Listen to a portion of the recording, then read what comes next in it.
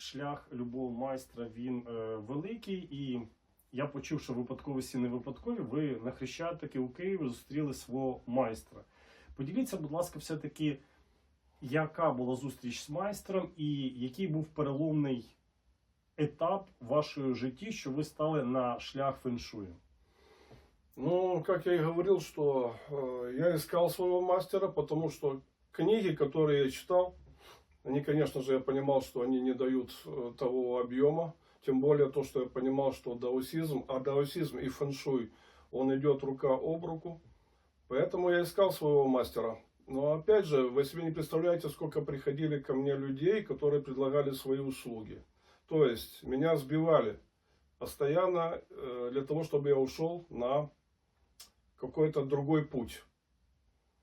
То в одно течение, то второе, то третье, пятое. А в Киеве было с одной стороны просто, с другой стороны невероятно интересно.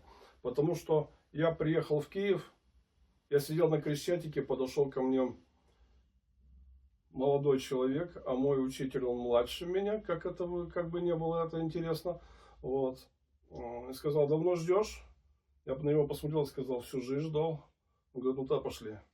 Вот. Поэтому не зря говорят, что когда созревает ученик, приходит мастер. И это я на своей судьбе я воспринял.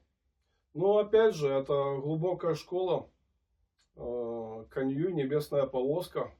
Небесная полоска, школа Каньюй называется, да. На украинском языке чумацкий шлях. Интересно тогда, красиво? Да. Фэншуй школа, чумацкий шлях. Которая очень много тысячелетий. Это я вам скажу просто откровенно, когда я в нее погрузился, это был восторг, то, что действительно у нас есть такие школы, но она закрытого типа. И школа это не означает, что там люди сидят за партами.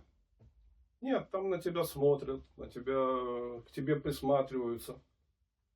Может, какие-то испытания тебе могут сделать для того, чтобы понять, подходишь ты или не подходишь. Скажу так, я несколько лет приезжал в Киев с учителем, он со мной только беседовал. Несколько лет только беседовал. А после этого, да, происходили определенные испытания, мне дали ученическое имя. И вот тогда, пан Сергей, я погрузился в фэншуй полностью. Но дело в том, что я ожидал одно, а прошло совершенно другое. То есть я думал, что вот действительно сяду и мне будут диктовать лекции какие-то. Этого не произошло. Меня предложили заняться цигун. Раз. Мне предложили заниматься боевыми искусствами. Два. Мне предложили начинать учить китайский язык. Три. И очень много интересных вещей. И когда я говорил: а когда же будет фэншуй? Не торопись. Придет время и будет фэншуй. И вот действительно, когда вот это 20 лет, вот этих 20 лет практики, 20 лет обучения, и потом произошло странное явление, а оно произошло по той причине, как некоторые говорят, обучение без обучения. Вот оно, обучение без обучения, и произошло. Когда ты начинаешь понимать, и при этом тебе никто ничего не объясняет. Это называется уже внутреннее видение. И исходя из этого, именно школа фэншуй, в принципе, наша школа Каньюй, она не считается чистой фэншуй, она является просто даосской школой определенного направления. А фэншуй является отдельным только маленьким аксессуаром и маленькой частью этого направления. Вот. И когда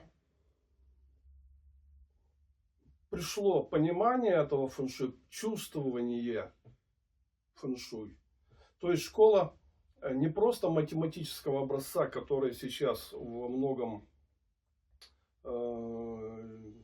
очень много исповедует. Школа блуждающих звезд, школа Багуа, школа ландшафта и так далее, и так далее, и так далее.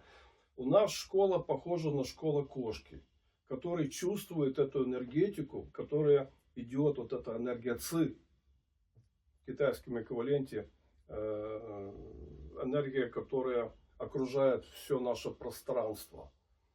Когда вы чувствуете эту энергию, какая она, благоприятная, неблагоприятная, какого она цвета, какого она запаха, насколько она сильна, насколько она слаба. Я помню, когда мой учитель, мы здесь проходили по Хмельницкому, он часто к нам приезжал сюда, вот, преподавал тайцзи-цюань и преподавал цигун. Да, здесь было такое время, да. И вот мы подходим к вечному огню здесь у нас. И он мне говорит: так, насколько энергия этого огня, на сколько метров она идет? Ну, вот скажем так, да, вот как бы там ни было. Я тогда этого не понимал, он говорит, на 3 метра. Хорошо. Я говорю, вот по фэншую, угол здания должна отражать негативную энергию шаци, излучать негативную. То есть, если стоит угол здания, напротив стоит входная дверь, уже нельзя в этом доме жить, потому что она будет постоянно атаковать эту дверь. Я говорю, вот угол здания, дверь рядышком, они не по фэншую. Он говорит, она туда не долетает. Почему?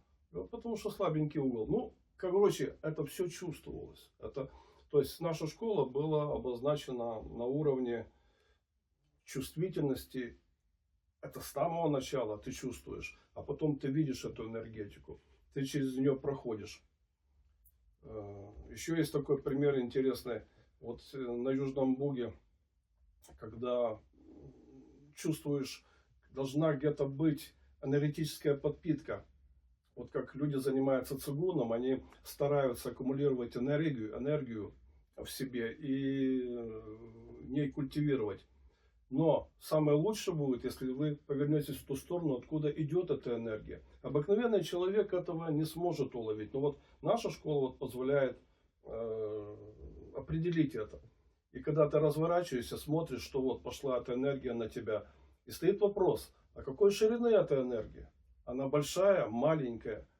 Вот я хотел вас спросить, Сергей, как вы думаете, вот представьте себе Южный Буг, да, стоит определенное дерево, от нее идет излучение в 2 километрах от вас.